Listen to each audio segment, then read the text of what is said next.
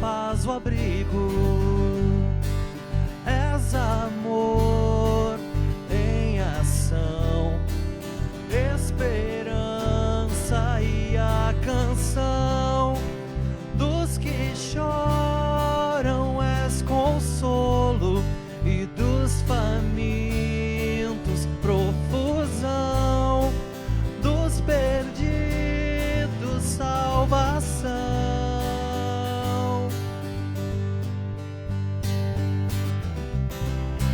Venha sobre nós teu reino, faz brilhar em nós a tua luz.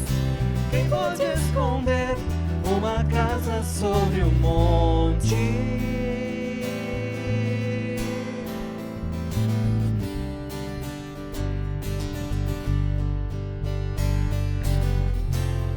Que as nossas obras mostrem o mover da tua mão,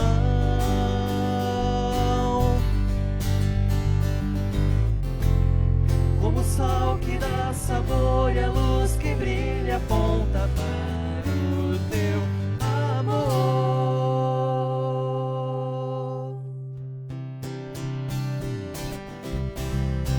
Venha sobre nós teu reino, faz brilhar em nós a tua luz. Quem pode esconder uma casa sobre o monte?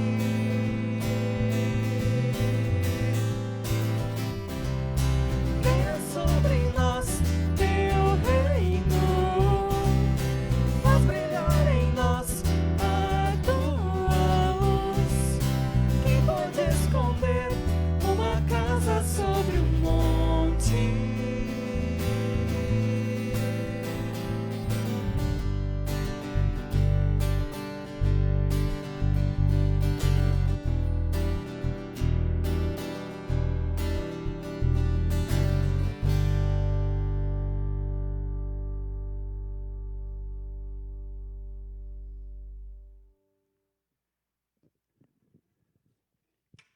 Nós queremos nos colocar de em pé.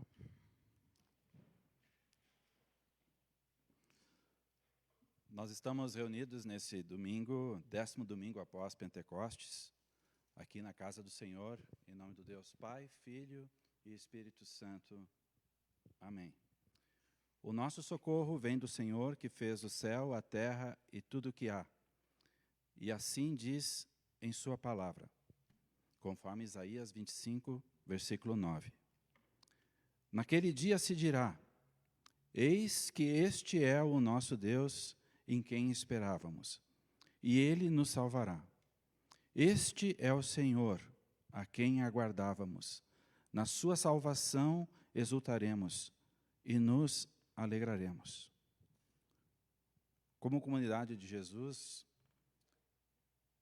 todo domingo nós celebramos esta esperança.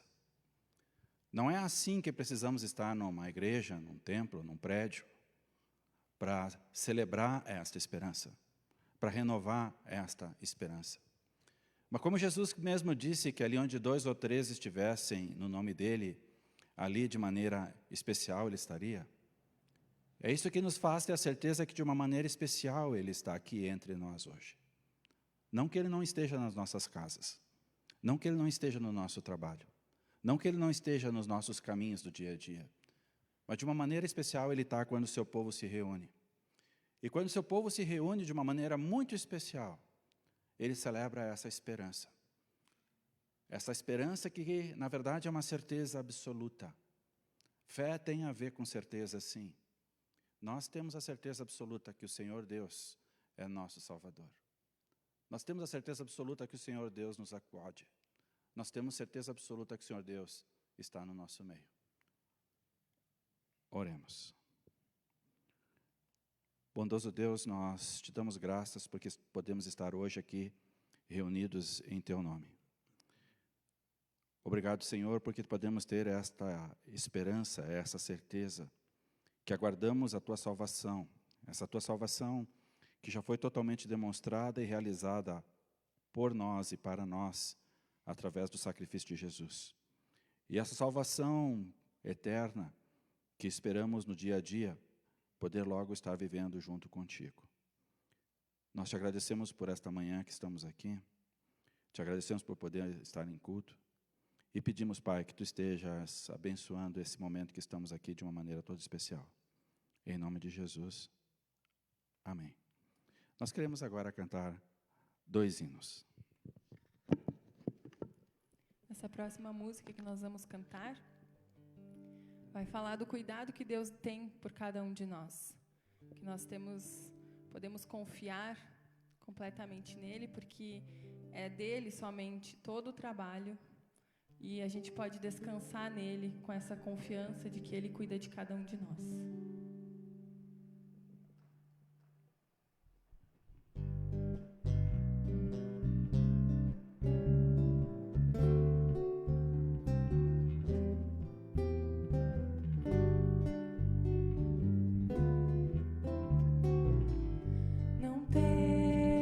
Sobre ti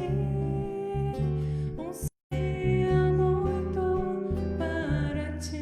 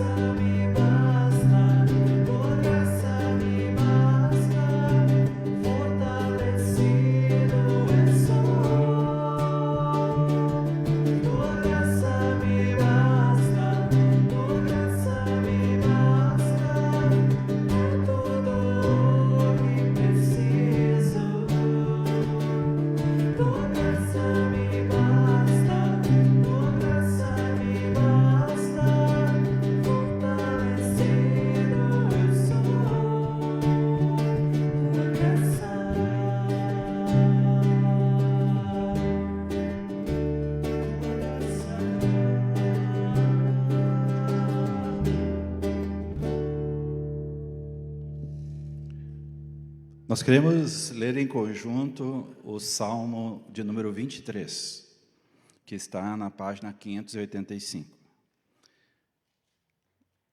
Eu cuido de seguir nos nossos cultos, e sempre que eu realizo um culto, aquilo que a nossa igreja determina, ou orienta, aconselha, que seja lido de tal forma que nós temos um lecionário, se chama isso. E ele é interessante por muitas maneiras. Uma é que isto faz com que a gente, a cada 6 anos, a gente passe pelos principais textos da Bíblia. A outra é que isto faz com que a gente, como pregador, acabe não escolhendo só os textos que ele mais gosta. Mas a mais importante de todas é que nesse domingo, em todas as igrejas do mundo, vocês têm uma dimensão do que é isso? A Igreja Luterana está presente em mais de 200 países. Hoje, em todas as igrejas do mundo, é este salmo que foi lido. E depois, quando nós estivermos estudando a palavra na pregação, este foi o texto recomendado. Não é assim que a gente seja obrigado a seguir, mas eu acho interessante. E eu achei muito interessante quando, no domingo de noite passado, eu comecei a preparar o culto de hoje, que era este salmo. E depois de ler, vocês vão entender por que eu achei ele muito interessante. Até porque eu acredito que vocês vão concordar comigo, esse é o salmo mais conhecido da Bíblia, não é? Eu acho que até se a gente tentasse, se esforçasse, boa parte de nós saberia de cor, né? Às vezes ia gaguejar um pouquinho, né? Mas a maioria de nós, pelo menos 1 ou 2, ou todos os versículos desse salmo conhece. Porque nos momentos mais especiais, como batizados, como casamentos, como funerais, geralmente é este salmo que a gente lê. É um dos principais salmos que a gente lê. Assim diz a palavra do Senhor, conforme o Salmo 23. O Senhor é meu pastor, nada me faltará. Ele me faz repousar em pastos verdejantes. Leva-me para junto das águas de descanso. Refrigera a minha alma. Guia-me pelas veredas da justiça, por amor do seu nome. Ainda que eu ande pelo vale da sombra da morte, não temerei mal nenhum, porque tu estás comigo. O teu bordão e o teu cajado me consolam. Prepara-me uma mesa na presença dos meus adversários. Unge-me a cabeça com óleo. O meu cálice transborda. Bondade e misericórdia certamente me seguirão todos os dias da minha vida, e habitarei na casa do Senhor para todo sempre. Eu não vou falar muito sobre esse salmo, porque cada versículo era uma pregação, né? Mas eu quero contar para vocês, e por isso que é tão especial para mim esse salmo a ser lido hoje, não porque hoje seja um dia especial na minha vida, mas porque este salmo, toda vez que eu leio, eu lembro algo que eu escutei quando eu era criança. E eu já não sou, né, estou bem longe de ser criança. Semana passada, o Cris, quando pregou, ele pregou com base em Hebreus capítulo 13, versículo 7, naquele série de versículos, o 7 é um deles, no capítulo 13, que fala disso da gente lembrar daqueles que nos ensinaram, daqueles que foram os nossos pastores, os nossos mestres, os nossos discipuladores. E eu tive a bênção de Deus, de muito pequeno, uma criança praticamente, ter recebido o Evangelho e depois ter sido discipulado por um pastor que era evangelista da nossa igreja, que eu sempre cito ele, que era o pastor Yuksh. E o pastor Yuksh foi pastor na Alemanha durante a guerra. Ele foi para a Alemanha, ele era brasileiro, mas ele foi para a Alemanha para estudar, e quando ele chegou na Alemanha, interrompeu a guerra, começou a Segunda Guerra Mundial. E ele então passou toda a guerra lá, né, e acabou casando com a dona Marta, que era uma alemã, e depois vieram para o Brasil. E ele contava uma história que ele tinha vivenciado, não é? Vocês sabem que, pelo menos pelos filmes, né, quem não teve, na Alemanha e na Suíça tem montanhas muito altas, com muita neve, não é? E numa destas vilas tinha uma pequena igreja, uma das nossas pequenas igrejas. E nessa igreja tinha um homem que era muito simples. Não só porque ele fosse economicamente simples.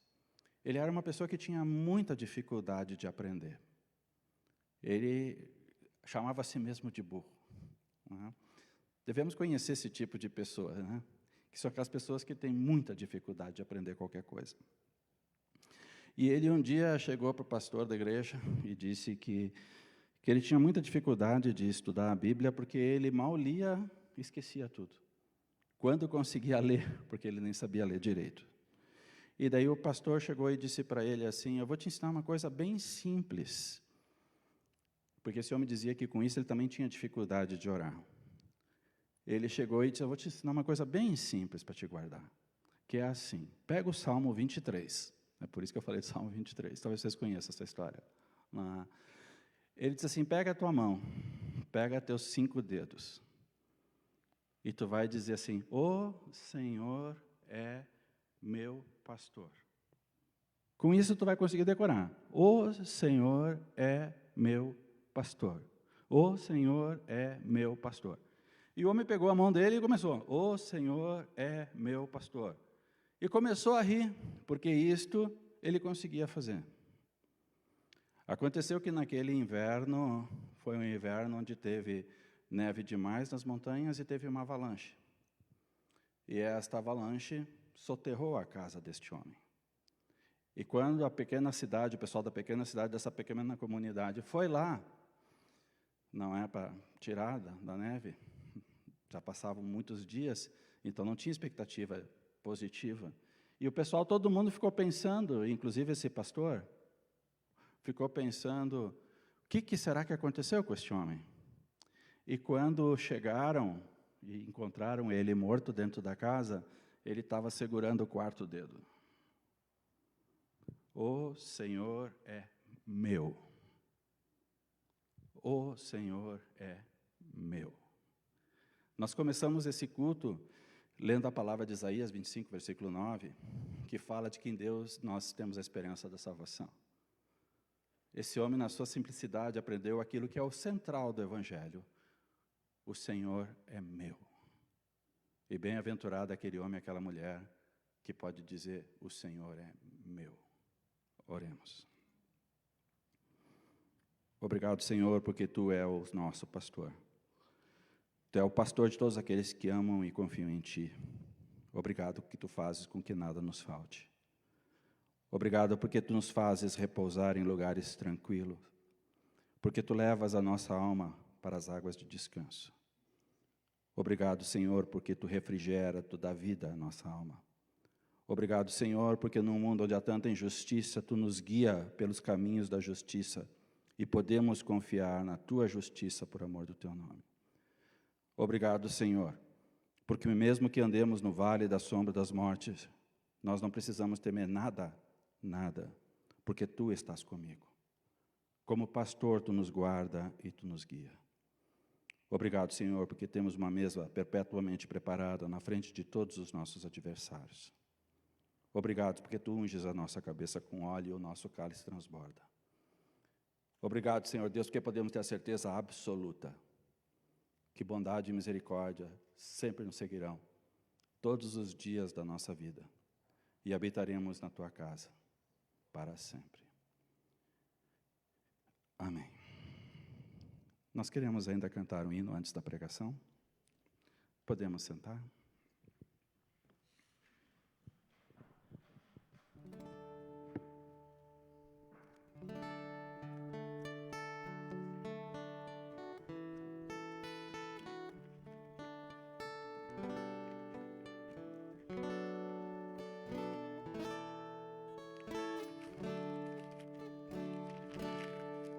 Meu Jesus, a Ti me chego com temor no coração. És o meu maior anseio e da minha salvação. Pai, a Ti eu agradeço por tão infinito amor que recebe com carinho um tão pobre pecador.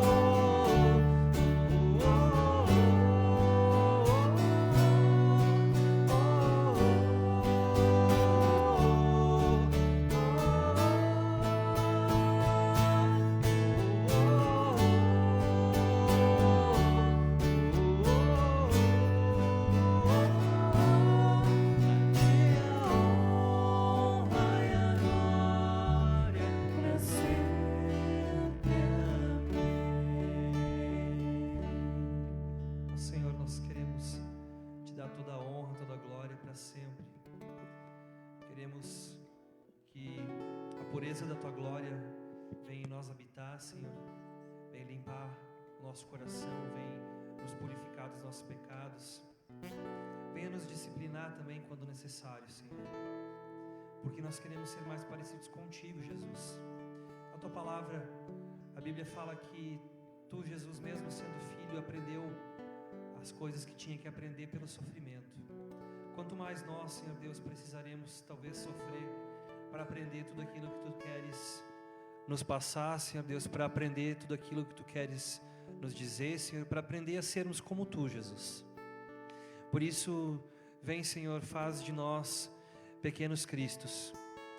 Queremos testemunhar, Senhor, com ousadia, com intrepidez a Tua palavra, Senhor. Que a Tua palavra venha em nós habitar de tal forma, Senhor, que possamos testemunhar de maneira tão simples, tão comum, Senhor Deus, nas tarefas comuns e diárias, nas tarefas mais simples, Senhor Deus, no trabalho mais simples, Senhor, que ali possamos testemunhar. Que ali, Senhor Deus, possamos ser sal e luz. Que ali possamos apontar para Ti, Jesus. Fala conosco nesse momento de palavra, Senhor, que ela possa transformar nossa vida, Senhor, e nos alimentar também, Senhor, em nome de Jesus. Amém. Eu quero convidar para que a gente abra as nossas Bíblias no Evangelho segundo Mateus, capítulo 22, os versículos 1 a 14. Mateus 22, 1 a 14, página 983. Enquanto vocês procuram nas suas Bíblias esse texto, eu gostaria de fazer uma pequena introdução. Quando eu li esse texto para preparar a pregação, eu fiquei primeiro pensando numa coisa, que é, sabem que na história da igreja, na história da fé cristã, em muitos momentos, pessoas não conseguiram concordar com textos bíblicos e acabaram querendo que aqueles textos bíblicos não estivessem na Bíblia. A primeira vez que se tentou reunir todos os livros do Novo Testamento num só volume, porque eles foram, pode ver, os evangelhos são 4 evangelhos. As cartas, são várias cartas, não só de Paulo, mas tem as cartas de Pedro, as cartas de João, Tiago, Hebreus, que estavam nas várias igrejas. Então, não é assim que a Bíblia estava, num primeiro momento, toda em todos os lugares. E a primeira pessoa que tentou juntar tudo isso num livro só, ali pelo 2º século, se chamava Marcião. Só que ele não concordava com tudo que a Bíblia dizia. E tudo aquilo que em todos os textos da Bíblia fazia referência aos judeus, aos hebreus, ele tirou da Bíblia. Então, a primeira tentativa de fazer uma Bíblia, ela tirou textos que a pessoa não concordava.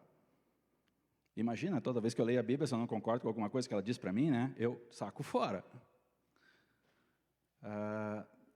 No começo do século XX, teve um homem, no final do século XIX, começo do século XX, teve um homem muito rico que todo mundo já ouviu falar, que é o Rockefeller, né, o grande barão do petróleo. Mas talvez alguns não saibam, ele era um cristão, ele era batista. Só que ele não gostava dos textos que tinham a palavra sangue. E ele era um homem muito rico, né? Ele publicou uma Bíblia no começo do século XX, onde toda vez que aparecia a palavra sangue, ele tirava fora. O que eu quero dizer com isso? Eu quero dizer que muitas vezes o texto que a gente lê da Bíblia, ele nos incomoda. Porque ele não é assim que necessariamente ele fala aquilo que a gente quer ouvir. Lutero também teve problema com isso. Se vocês lerem, quem tem a Bíblia de Lutero, não é? Se vocês verem no começo da carta de Tiago, e também no começo do Apocalipse, ele diz que ele reconhece que esses dois livros eram livros da Escritura. Mas eles não eram iguais aos outros. Porque Lutero tinha problema com esses dois livros. Eu não sei com quais textos da Bíblia você tem problema. E é óbvio que a Bíblia precisa ser bem interpretada. Ela precisa ser estudada. Assim como também é óbvio que a maior parte dos cristãos hoje em dia não conhece a Bíblia.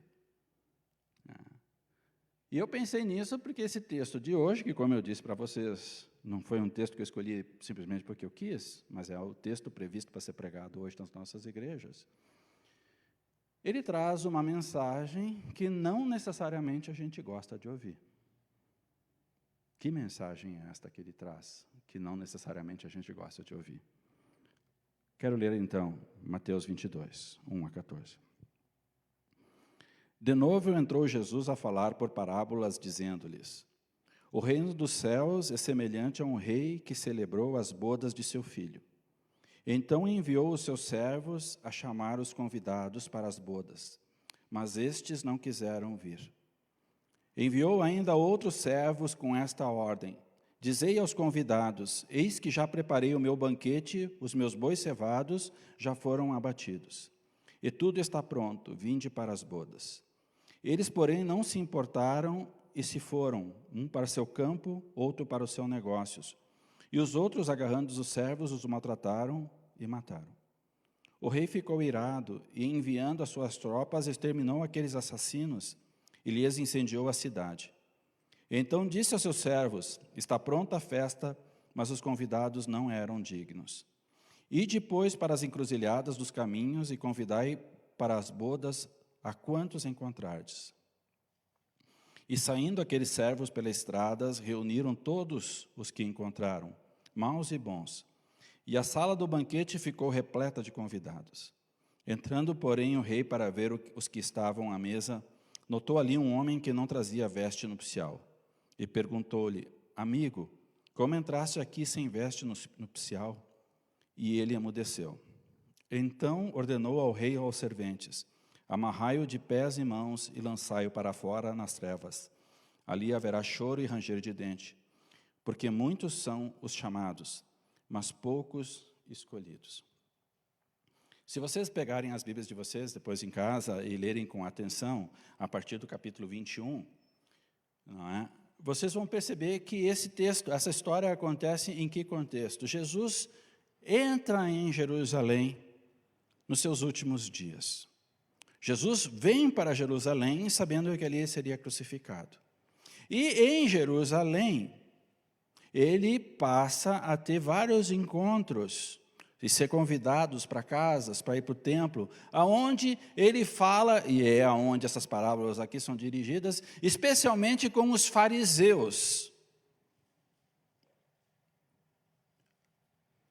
Algumas das principais últimas palavras de Jesus, Jesus disse não só para os seus discípulos, mas disse para os fariseus. E por que isso?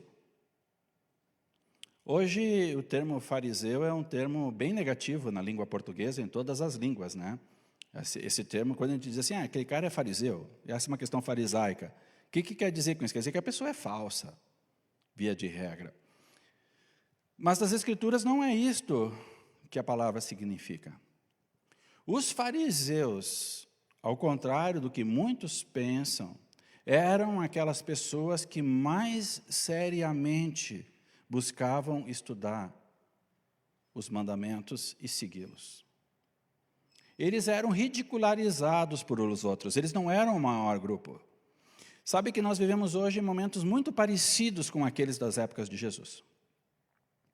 Nós vivemos hoje num momento de cristandade, não é? Especialmente no Brasil. Vocês têm uma ideia de quantas igrejas tem em Caxias? De todas as igrejas? Não, né? Nem eu. Mas são centenas, não é? São centenas. Não estou exagerando, são centenas. São centenas. Não é? Nós vivemos num modelo de cristandade. Naquela época, eles não eram cristãos, eles eram judeus, mas a população toda se entendia como sendo judeu ali em Israel. Mesmo que mais de 80% não participava de nada. Parecido conosco hoje. Não é? Os outros eram repartidos em vários grupos. Tinha um grupo que se chamava Zelote, que eles eram conhecidos por serem grandes ativistas políticos. Nós temos isso hoje também. Nós tínhamos os saduceus, que eram as pessoas mais ricas, eram as pessoas da aristocracia, que na verdade não acreditavam em nada, mas mandavam nas igrejas. Inclusive, vários dos sumos sacerdotes eram entre os saduceus. Eles não acreditavam em nada que a Bíblia dizia. Muito parecido com muitas das igrejas hoje em dia também. E tinha esse grupo menor dos fariseus que era ridicularizado dos outros. Porque eles tentavam viver à risca aquilo que a palavra de Deus falava. E se vocês lerem com atenção o Novo Testamento, vocês vão perceber que ninguém, Jesus criticou mais do que os fariseus. Ele tem poucas palavras de crítica para aquele povo comum que não seguia. Por quê? Porque eles não seguiam mesmo. Que culpa eles tinham de não vir reconhecer Jesus? Eles nem sabiam que o Messias ia vir. Essa não era a expectativa deles, mas dos fariseus era. Ele não criticou aquelas pessoas, pecadores, inclusive comeu, né, prostitutas e pecadores, por não andarem no caminho de Deus, porque eles eram pecadores mesmo. Aquele que é errado, o normal é que siga o caminho errado. Por que ele criticou os fariseus, então, que tentavam tanto seguir a palavra de Deus? Por um motivo só. Eles não reconheciam a Jesus como Messias. Lá em João, ele vai dizer assim para eles: vocês examinam as Escrituras, e elas falam de mim, mas vocês não reconhecem a mim. E é justamente isso que esse texto começa dizendo. Na verdade, nosso texto, embora o título, os títulos dos textos não constam do original da Bíblia. Os títulos foram colocados para nos ajudar a entender melhor. Às vezes, eles nos atrapalham.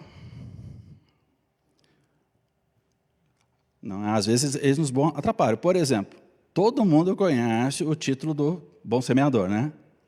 Na verdade, devia ser o texto lá devia ser os 4 solos, porque não fala do semeador, fala dos tipos de solo. E o nosso texto aqui, ele tem, na verdade, 2 parábolas.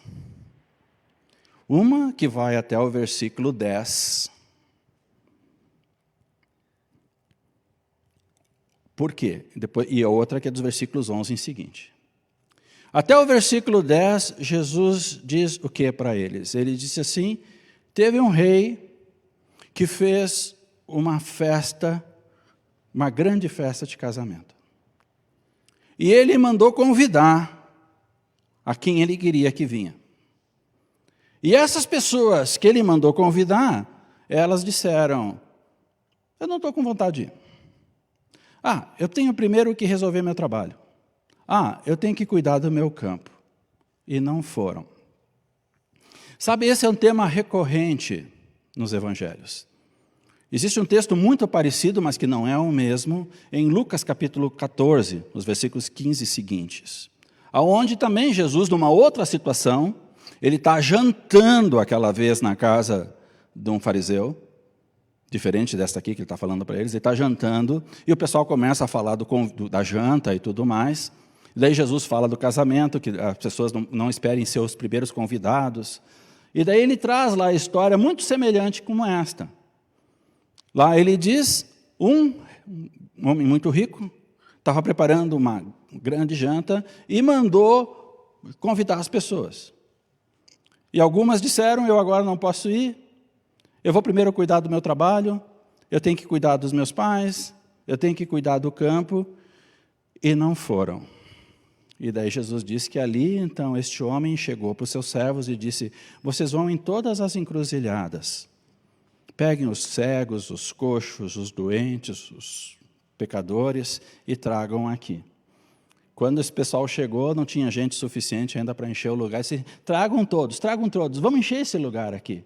Mas aqueles que eu convidei, nenhum deles vai jantar comigo. Porque muitos são os chamados, mas poucos são os escolhidos. E notem aqui no nosso texto bíblico, as desculpas que estas pessoas dão para não ir na festa, não são necessariamente erradas. Porque eu poderia dizer, eu não posso ir porque eu tenho que trabalhar, é o que um diz. Eu não posso ir porque eu tenho que cuidar da minha fazenda. Eu não posso ir porque hoje eu tenho um outro compromisso que eu não posso ir. E sabe, embora esse texto, ele se reflita dizendo claramente nos primeiros versículos que o povo escolhido de Deus, o povo de Israel, por não ter reconhecido a Jesus, ele não era mais o escolhido. É isso que a primeira parte do texto diz.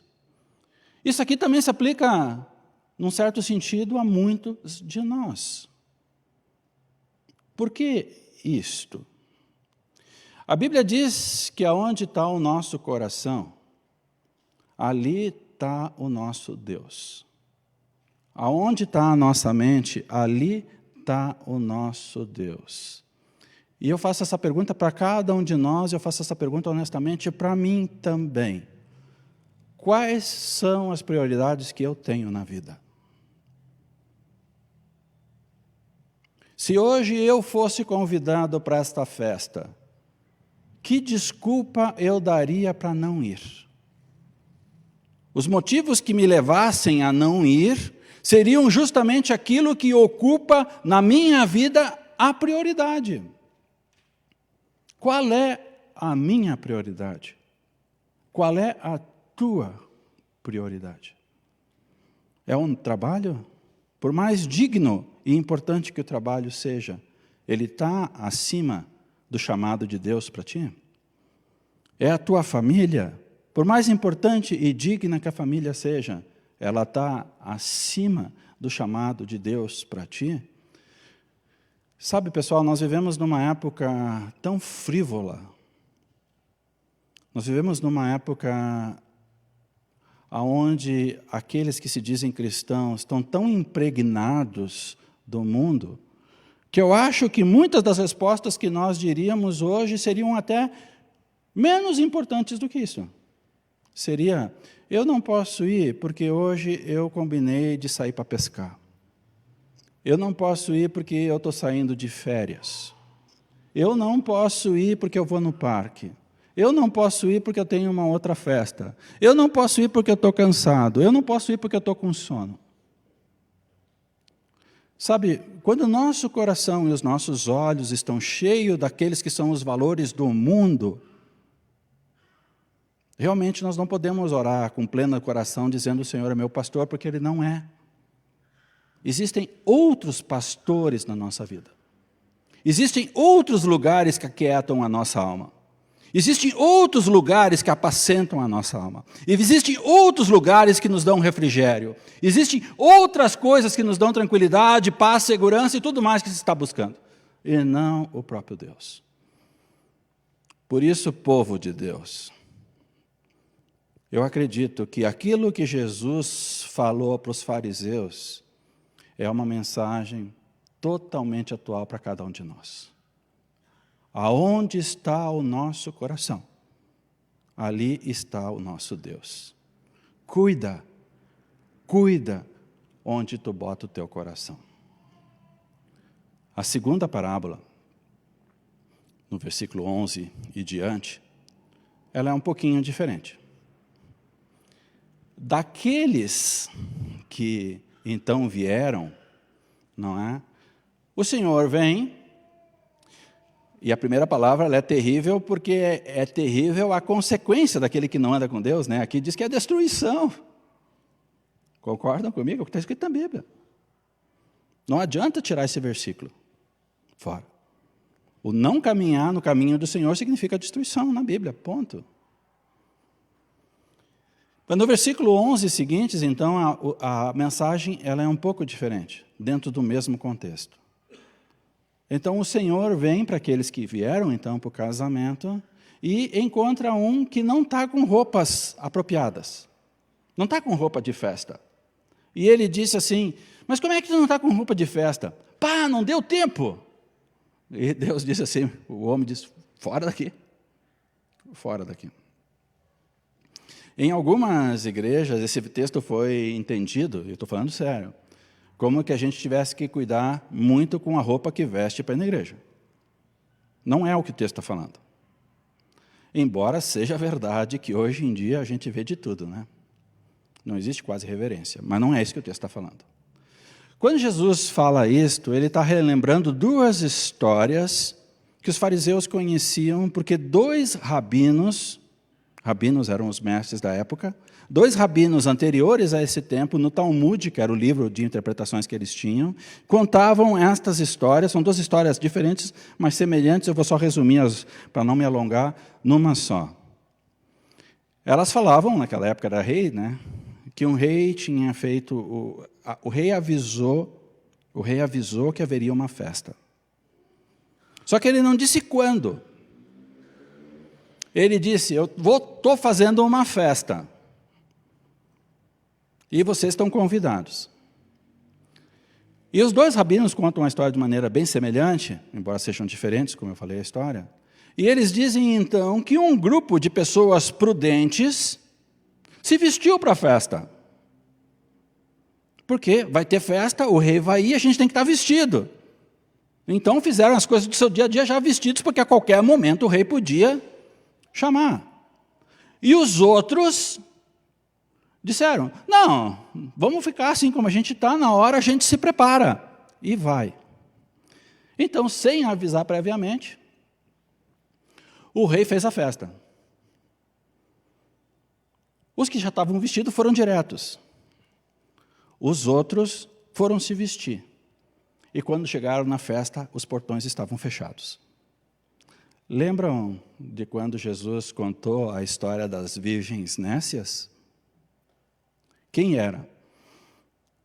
Ele dizia que ele ia voltar de madrugada. E então era para o pessoal ficar esperando. Mas algumas foram dormir.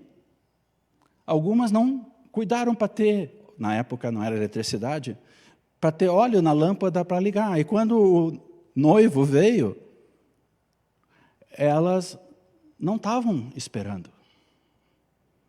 O que o texto bíblico quer dizer com isto? E isto também vale para nós. Nós começamos esse culto falando de Isaías, que remete para o dia do Senhor. Aquele momento quando Deus, de maneira definitiva, vai instalar seu reino e glória. Aquele reino que nós, todos que realmente cremos, esperamos, porque esta é a nossa esperança. Por mais que este mundo tenha elementos bonitos e nos traga um monte de prazeres, este mundo não é a nossa morada, nem é a nossa esperança. Como Pedro diz, nós somos aqui peregrinos estrangeiros nessa terra. Agora, eu pergunto, e nós vamos celebrar a ceia, e com isso eu me encaminho para o final dessa pregação, porque eu acredito que esse ponto, ele introduz muito bem a ceia. Porque na ceia que vamos agora celebrar, nós lembramos de 3 coisas que toda ceia, e o Luiz Paulo tem o mesmo costume que eu, toda ceia nós falamos destes 3 pontos, que é para a igreja lembrar. Nós lembramos, com o pão e com o vinho, o sacrifício que Jesus Cristo fez por nós. Nós lembramos que pela morte de Cristo e pelo seu sangue, nós recebemos o perdão definitivo dos pecados, que o seu sangue tem poder. A segunda coisa que nós lembramos na ceia é que tão certo como este pão e esse vinho são reais e concretos, assim, igualmente certo e concreto é que Jesus está hoje entre nós. Hoje. O Salmo 23 diz assim, ainda que eu ande pelo vale da sombra da morte, tu está comigo. Não existe momento onde Jesus não esteja presente com o crente. Tu está na alegria? Louve a Deus. Jesus está contigo. Tu está no sofrimento? Louva a Deus e espera em Deus, porque Deus está contigo. Teus dias são bons, descansa e agradece a Deus porque eles são bons. Teus dias não são bons, confia. Confia. Confia. Jesus está contigo. E a terceira coisa que nós lembramos na ceia é que Ele volta. Quando instituiu a ceia, Ele disse assim, em verdade vos digo que não mais comerei desse pão, nem beberei desse vinho, até comer novo com vocês. E por isso, no final da ceia, nós podíamos dizer, Maranata, vem Senhor Jesus. Agora, diariamente estamos vestidos para esperar o noivo? Ou vamos ser que nem este, que foi pego de surpresa, quando a festa aconteceu. E daí o rei teve de que dizer, vai embora, porque eu nada tenho a ver contigo. Que essa palavra nos fale de tal maneira, que não somente aumente a nossa fé, que não somente incremente o nosso conhecimento, mas que realmente nos encha de amor para com Deus. Não, a palavra do Senhor tem esse objetivo, é encher o nosso coração para amor com Deus, que se reflete no amor com o próximo. Amém. Nós queremos levantar e confessar, vamos cantar o hino depois, confessar a nossa fé com as palavras do credo apostólico.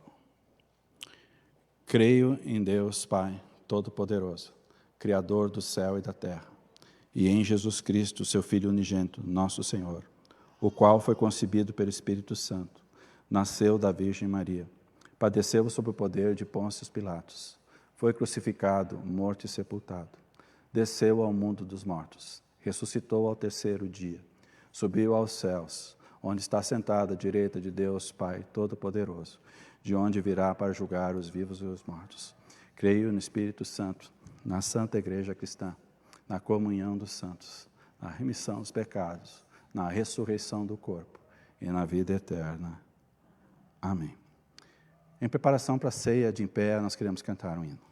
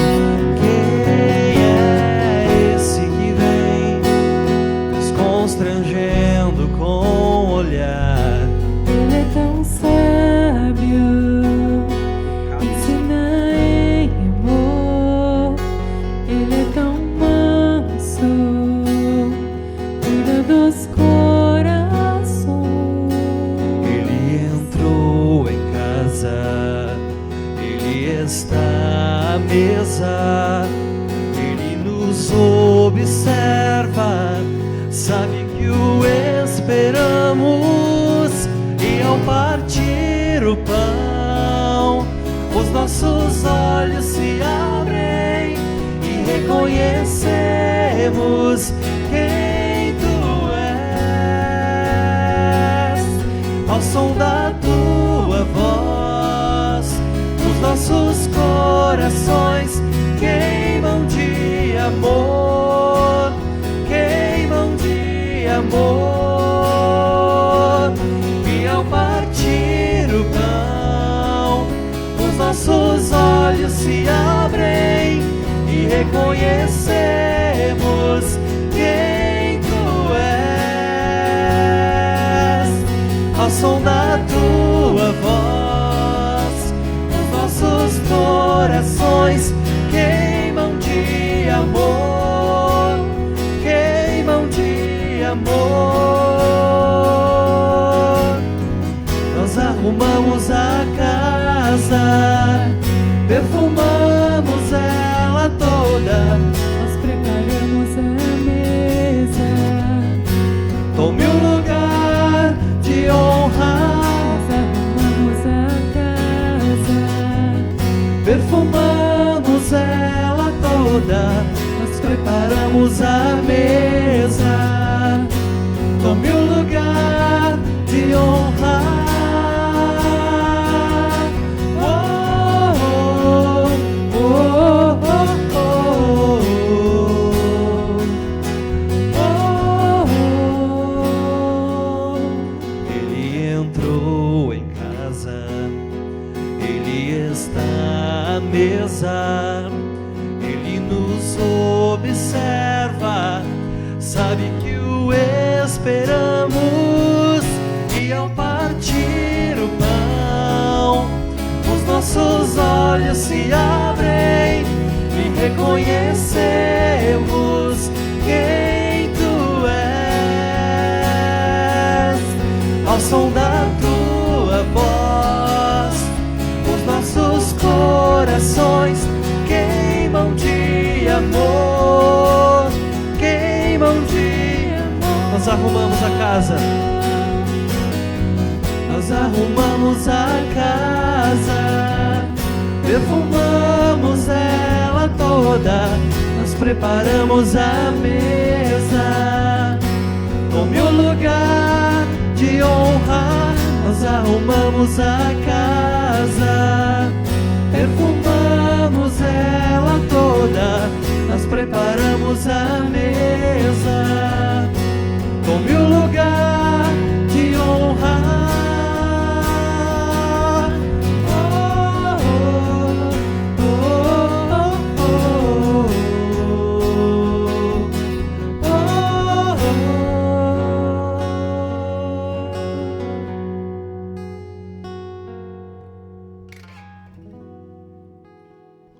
Conforme 1 Coríntios capítulo 11, os versículos 23 e 29, assim é que é a instituição da ceia do Senhor. Assim diz Paulo: porque eu recebi do Senhor o que também vos entreguei, que o Senhor Jesus, na noite em que foi traído, tomou o pão, e tendo dado graças, o partiu e disse: isto é o meu corpo que é dado por vós, fazei isto em memória de mim. Por semelhante modo, depois de haver ceado, também tomou o cálice, dizendo: este cálice é o cálice da nova aliança, no meu sangue. Fazei isto todas as vezes que o beberdes em memória de mim. Porque todas as vezes que comerdes este pão e beberdes o cálice, anunciai a morte do Senhor até que Ele venha. Por isso, aquele que comer o pão ou beber o cálice do Senhor indignamente, será réu do corpo e do sangue do Senhor. Examine-se, pois, o homem a si mesmo, e assim coma do pão e beba do cálice. Pois quem come e bebe sem discernir o corpo, come e bebe juízo para si.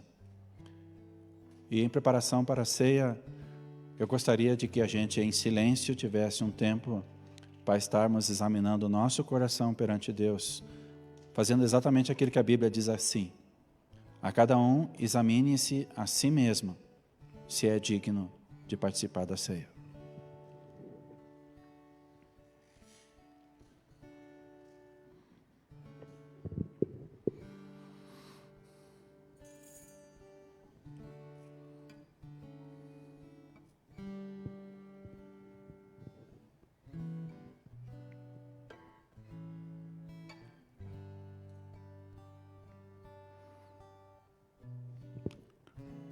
Senhor Deus, Tu conheces exatamente aquilo que somos.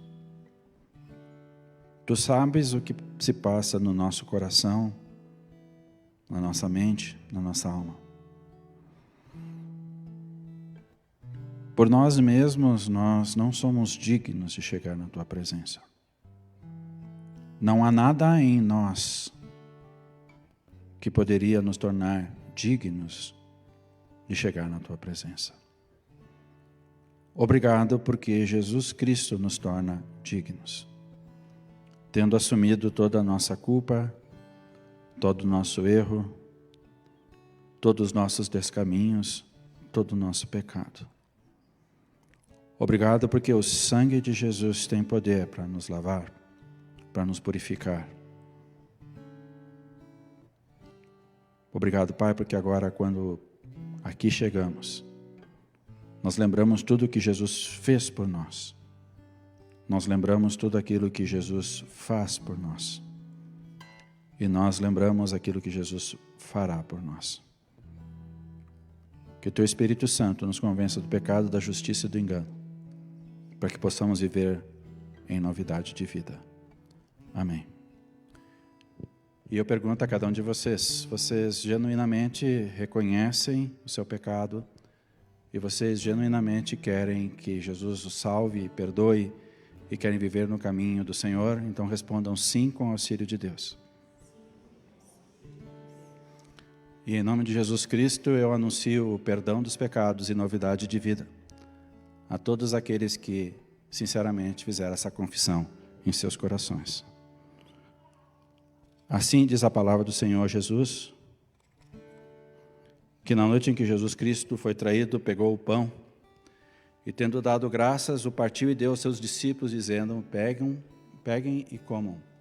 Este é meu corpo, que é dado por vós. De semelhante maneira, pegou um cálice e, tendo dado graças, o deu aos seus discípulos, dizendo: peguem e bebam. Este é o meu sangue, o sangue da nova aliança, que é dado e derramado por vocês. Oremos a oração que Jesus Cristo nos ensinou a orar. Pai nosso que estás no céu, santificado seja o Teu nome. Venha a nós o Teu reino. Seja feita a Tua vontade, assim na terra como no céu. O pão nosso de cada dia nos dá hoje, e perdoa os nossos pecados, assim como nós perdoamos aos nossos devedores. E não nos deixes cair em tentação, mas livra-nos do mal. Pois Teu é o reino, o poder e a glória para sempre. Amém. Vinde com alegria, eis que está tudo preparado. Por causa das questões do distanciamento social, a gente está fazendo a sede um pouco, porque eles não participaram ainda de uma maneira um pouquinho diferente. Então você vem até a frente, cuidando, né, para não ter aglomeração, e cada um pega, dentro do copinho tem um pão, a hóstia, né, você vira assim depois e bate um pouquinho, pensando na sua mão, e pega junto o suco e volte para o seu lugar e não coma nem beba, nós vamos fazer isso em conjunto. Podem vir buscar então.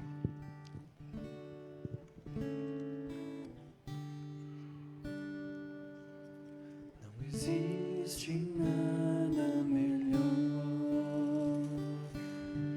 do que ser amigo de Deus, caminhar seguro na luz, desfrutar do seu amor, ter a paz no coração, viver sempre em comunhão e assim perceber a grandeza do poder de Jesus, meu bom pastor.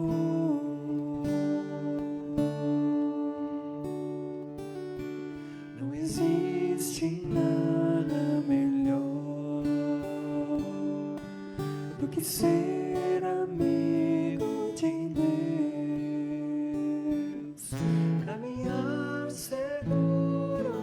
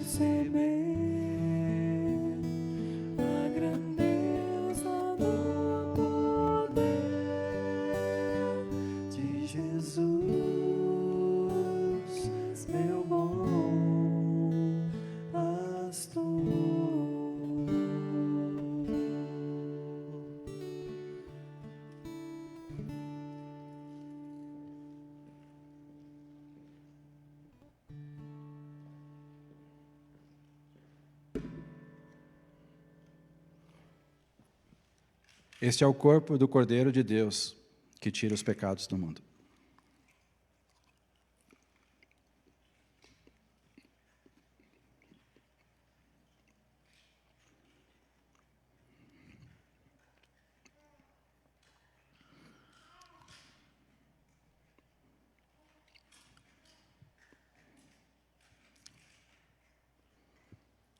Este é o sangue do Cordeiro de Deus, que tira os pecados do mundo.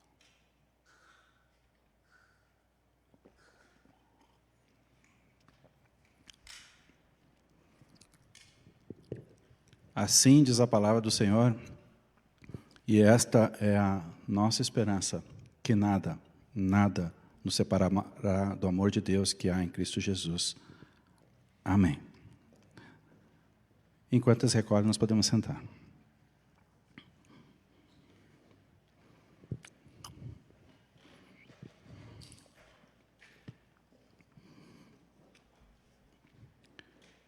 Eu passo a fazer os avisos, indo para a nossa parte final do culto, não é? Eu vou fazer de maneira resumida, lembrando que hoje a coleta se destina ao fundo de missão, que Deus abençoe a dádivas e doadores. Todas as noites nós temos um culto de oração às 19h30, para o qual todos estão convidados. No dia 8 de novembro, nós vamos ter um meio frango, um galeto, enfim, no modelo de pegue leve, aqui feito pela ação social. Nós estamos ajudando a reconstruir a casa de uma senhora da nossa igreja, cuja moradia está em super péssimas condições, a senhora Serene. Então, o Paulo e o Luiz Miniquel estão organizando esse galeto com o apoio da direção da igreja e com outra participação de outras pessoas também.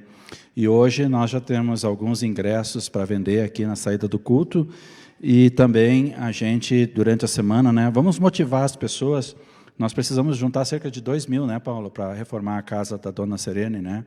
Então, por favor, não é um valor tão alto assim que a gente precisa, a gente se unindo todo mundo, a gente consegue com certeza isso. Então, isso vai ser no dia 8. E eu quero, não li todos os avisos, todos eles eram importantes, mas é porque eu quero só chamar a atenção mais para este último aviso que eu tenho, que na verdade é a convocação para a Assembleia. Na semana que vem, nós temos a Assembleia, e excepcionalmente o nosso culto vai começar às 9h30, justamente por causa da Assembleia. Durante esse período da pandemia, até por causa das transmissões, o culto passou para as 10, mas domingo que vem vai ser às 9h30, porque vai ser a Assembleia. Nós não conseguimos fazer a Assembleia em março, de prestação de contas, e nós vamos fazer, mas nós vamos ter uma Assembleia extraordinária e uma Assembleia ordinária no mesmo dia. A ordinária para prestação de contas, leitura dos relatórios, e a extraordinária é porque, comunidade, para aqueles que não sabem, está sendo transmitido ou não, Alexandre? Então tá. Para aqueles que estão nos ouvindo, não é? Também em suas casas, nós temos estamos na fase final da escolha do novo pastor para a paróquia. Nós fizemos um processo de seleção como diretoria e presbitério. Nós submetemos este pastor ao sínodo e à direção da igreja. E na segunda, agora, nós recebemos a autorização da igreja para que do sínodo e da secretaria-geral para o ministério com ordenação, que o pastor Oscar Elias Jans, então, pode ser o pastor da nossa comunidade. E para terminar esse processo, nós, no domingo que vem, então, não adianta a diretoria, o presbitério, não adianta a igreja dizer que sim, a contratação do pastor por estatuto, é uma atividade da Assembleia. Então, nós gostaríamos de pedir que o maior número possível de membros se fizesse presente semana que vem. Não é, a Assembleia não vai ser transmitida pela internet, só o culto. O culto, semana que vem, a pregação vai ser o pastor Oscar que vai fazer, e ele vai estar presente aqui com a sua filha. O filho dele é casado, não vai poder vir, mas o pastor a Sônia, a sua esposa, e a Ana, a sua filha, vão estar aqui presentes. Ele vai apresentar a sua família, ele vai pregar para a comunidade. Eu sei que a maioria das pessoas já viu as pregações deles, porque a gente tem colocado na página dos luteranos e tudo mais para que as pessoas vejam, mas vai ser um momento, então, onde a comunidade, como a Assembleia, vai poder estar dizendo, então, se quer que ele seja o nosso pastor, e então, se a Assembleia concordar, a partir de dezembro, provavelmente a segunda ou terceira semana de dezembro, eles se mudam, eles hoje moram em Rio do Sul, Santa Catarina, e então, mais essa etapa da nossa transição está concluída, não é? E essa transição, ela não foi muito fácil, nunca é fácil mudanças, né? Mas nos pegou na pandemia também, e antes de encerrar o culto com a oração e a bênção final, eu quero agradecer novamente a equipe que torna esses cultos possíveis. Hoje nós tivemos várias pessoas ajudando aqui na distribuição da ceia. Antes, cada domingo era um grupo célula que era responsável. Agora, por causa da pandemia, a gente diz que quem quer se torne voluntários. Eu agradeço que nessa véspera de feriado vocês vieram aqui e tão fielmente nos ajudaram. Agradeço a Vera, que cuidou dos slides. Eu não saberia fazer isso, porque eu sempre me atrapalho. Agradeço o Gabriel e o Alexandre. Alexandre, não te estressa, isso acontece. Nós estamos aqui há 3 meses transmitindo, né? Eu sei que um dia, né, Gabriel, tu ficou 5 horas botando no ar, né? Quando nós não fazíamos ao vivo, né? Foi, né? Então, hoje vocês só tiveram 1 hora para preparar, não podia não dar certo. E foi a primeira vez que deu um crepe, né? Tá? Mas Deus sabe por que as coisas acontecem, não foi? Ele foi glorificado ou não foi pela nossa presença? Foi, né? Obrigado pela fidelidade de vocês. Assim que eu quero agradecer para vocês, que sempre tão graciosamente têm nos honrado com esses hinos que elevam o nosso coração ao Senhor. Nós queremos nos levantar, então, para a nossa oração. Desculpa, nós vamos fazer, me atrapalhei. Nós vamos primeiro fazer a coleta com o nosso último hino.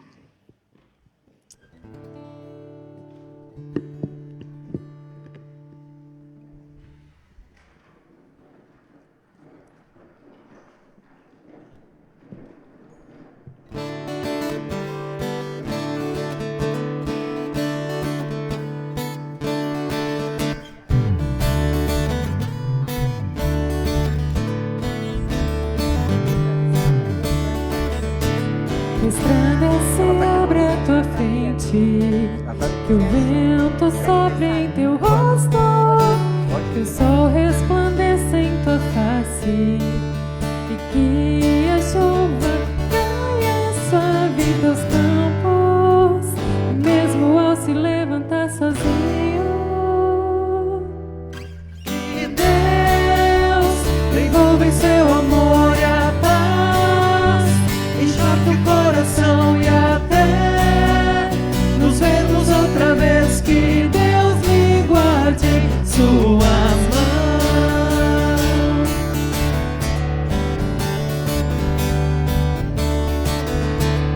As gotas de chuva em teu rosto, com a brisa lhe tragam alívio, que as tarefas comuns e diárias não sejam um peso ao teu coração, e mesmo ao se levantar sozinho.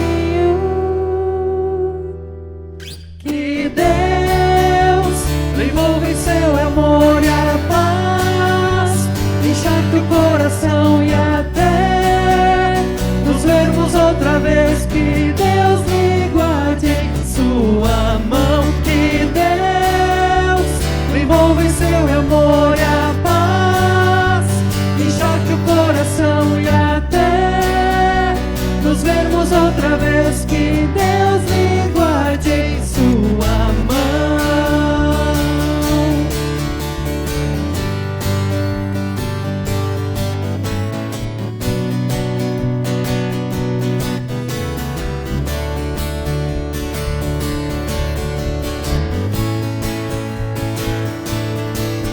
Que Deus lhe envolva em seu amor e a paz, encharque o coração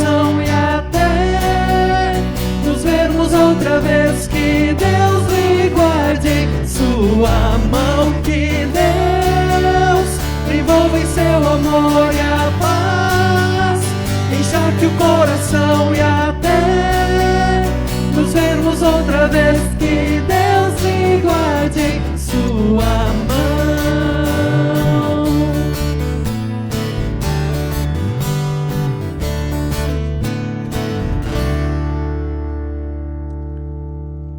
Antes da nossa oração final, vamos cantar parabéns? Tem alguém que está no nosso meio, está fazendo 24 anos hoje? A Rosângela, né? Está de aniversário. Depois de uma certa fase, a gente só faz 20 e pouco, né? É ou não é? Né? Mais alguém está de aniversário aqui hoje? Como é hoje, a gente tem o costume de cantar parabéns, né? Quando é no dia. Então, vamos cantar? Parabéns pra você Nessa data querida, muitas felicidades, muitos anos de vida, com Deus ao seu lado, longo porvir, que a vida lhe seja um eterno sorrir. Cristo nos encerra em oração? Senhor Deus, obrigado por esse momento de culto, Senhor, obrigado porque podemos nos encontrar aqui, Senhor, e em comunhão uns com os outros, Senhor, ofertar a Ti esse serviço, Senhor Deus, esse culto. Obrigado pela vida de cada um, Senhor Deus, pela saúde que Tu nos dá, Senhor, porque Tu és aquele que nos criou, és também aquele que nos preserva, que nos guarda em Ti, Senhor. Obrigado porque podemos dizer também que Tu és o nosso pastor, Senhor. Tu és o nosso guia, o nosso protetor, Senhor.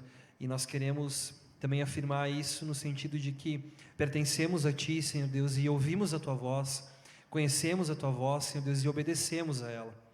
Nos ajuda, Senhor Deus, em todas as situações do nosso dia e situações comuns, Senhor Deus, diárias ali, Senhor Deus, podermos Te obedecer, podermos fazer a Tua vontade e aplicar a Tua palavra em nossa vida, Senhor. Nos capacita para isso, Senhor Deus, para que sejamos sal e luz onde Tu nos colocou também, Senhor. Para que a Tua palavra transborde através do nosso viver, Senhor.